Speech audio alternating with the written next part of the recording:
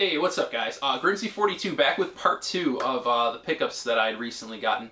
And again, you know, hopefully you guys are noticing the new camera and the new lighting. Hopefully it's definitely bringing a not only a better look, but better sound too. One of the critiques I had received in the past was that the sound was effing horrible, which I apologize for. And this camera has speakers right in the front of it, so I'm hoping it's a little better. Anyways, let's jump right in. So, the first thing I have here is something I picked up at a GameStop, and I thought it was pretty cool. They gave it to me for free. I actually have the game, too. It's a little promotional sticker book for Paper Mario Sticker Star, and it's got some cool, you know, like little stickers inside of it, and then, you know, like some places you can stick them, kind of like stuff that, you know, they would have when, you know, I was younger. So I thought this was pretty neat. I'm definitely not going to use it. I'm just going to hang on to it. And I actually picked up 2 of these. So one of these will be going to somebody else. So I was definitely happy to add one to the collection though. This next game I picked up at GameStop, and it was very affordable. Unfortunately, I missed out on, I don't know if you guys heard, but Big Lots is no longer selling video games, and they had this closeout sale where basically they were like liquidating all their games, and people were picking this game up for like $2. Unfortunately, I wasn't that lucky. I think I paid about $5 for this, but it's Shinobi for the 3DS. And I'm a huge fan of the Shinobi series, so anytime that, you know, I can add another one to the collection is definitely a good thing. And at that price, I was willing to take a chance with it.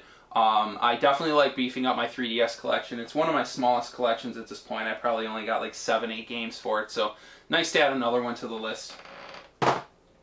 And continuing with that trend, this is a game that I've wanted to pick up for a while. I don't know why, I just can't justify spending that higher price on 3DS games. And this is a collector's edition, so I think it was like 40 or 50 bucks. But the good news is, it was drastically discounted. It was only 20 new at GameStop, and I actually had a coupon through the Power Up Rewards that gave me an extra, I believe, 20% off or 15. I wound up getting the game for $15 regardless, and it's the limited edition to Project X Zone. And this is a really cool game because it's got like all kinds of different characters. It's got like Street Fighter, Devil May Cry, Tekken, Mega Man. It's got like, let's see what else is in here. I don't recognize all of these. Dot Hack. So it's definitely a really cool collaboration. And I was definitely happy to get this because I heard it's a pretty good game, so I definitely want to check this one out. Okay, I got 2 more DS games here. These I actually got from a store called BJ's Wholesale. I'm not sure if they're getting out of games also, but they didn't have many, and the prices were really good on them, and discounted too. You could tell there was like multiple stickers like on the games. So this first one I picked up only because it's a decent game for the phone, and it was $5. So it's Angry Birds Trilogy, and I really don't know if you can see it, but the price tag's right there. It's just $5. So, I mean, and it's probably like 4 price tags thick, so this got discounted quite a few times. So for $5, I figured, what the heck, I'll give it a try. And this next one is usually like 40 at the store, and it's still pretty new. It actually goes with that in theme, and what it is, it was 20 bucks, is Luigi's Mansion Dark Moon. So I was definitely happy to pick this one up. I'm hoping it's as fun as the one for GameCube. And for 20 bucks, I really couldn't turn it down. I mean, they still sell this used at GameStop for like 35, so definitely happy to pick that up.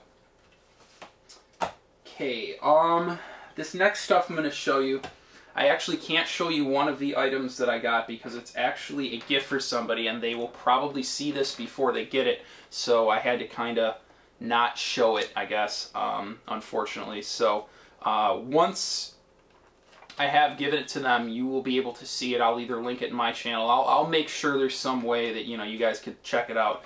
But basically, a guy posted on a Facebook group that he had a couple manuals and a few other things that I was really interested in, and he wanted such a low price for them that I almost felt bad. So I actually offered him more than he was asking.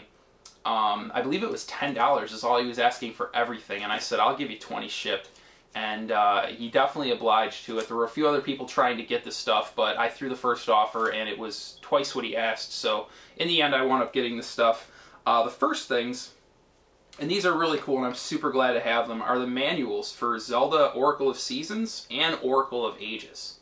So I don't actually own these yet, but I definitely plan to get them in the future, and I want them both complete. So I definitely hope that I can get my hands on those games in the future, and you know, hopefully I can find the box also, that way I'll have complete copies.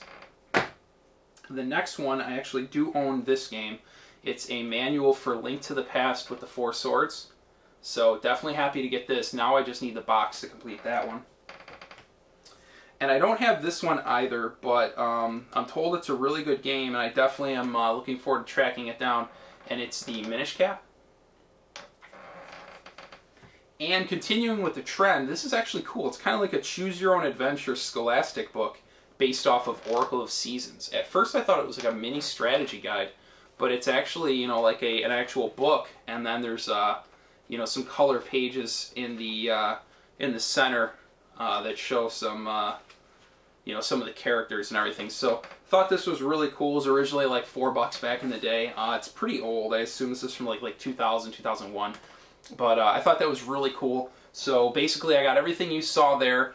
I also got a manual for Zelda Majora's Mask for the N64, but I already traded that away. And then I also got this cool little, it was kind of like a suction cup that had like a hangy string with like Link on it. So I thought that was pretty neat too. Actually I already traded that away too though. I'm just really not much of an accessory guy. I think it takes up too much space in the room. But anyways, moving on. The last stuff I wanted to show you is a pretty solid stack of Wii games, and a lot of these were at really, really good prices. This first one was only $1, and it's Anubis 2. And I haven't heard that this is like the greatest game ever or anything, but you know, for $1, it was like 80 cents with the discount card. I mean, you just can't. It's worth it. It's worth a try for $1. This next one was like $2 or $3. And it's actually a Nintendo game, you know, made by Nintendo, so it's Wii Music, and it's got kind of a cool foil effect. I don't know if you can see that, but it's complete, and it's got like even the Club Nintendo points and everything, so definitely looking forward to that.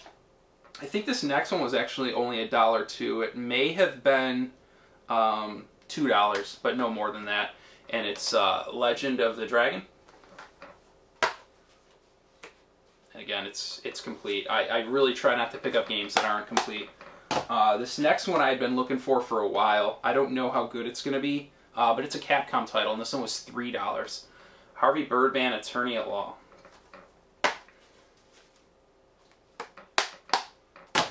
Next one is a Konami title, but again, I have no idea. I just picked it up because it was cheap in Konami. This one was also $3. It's Elebits.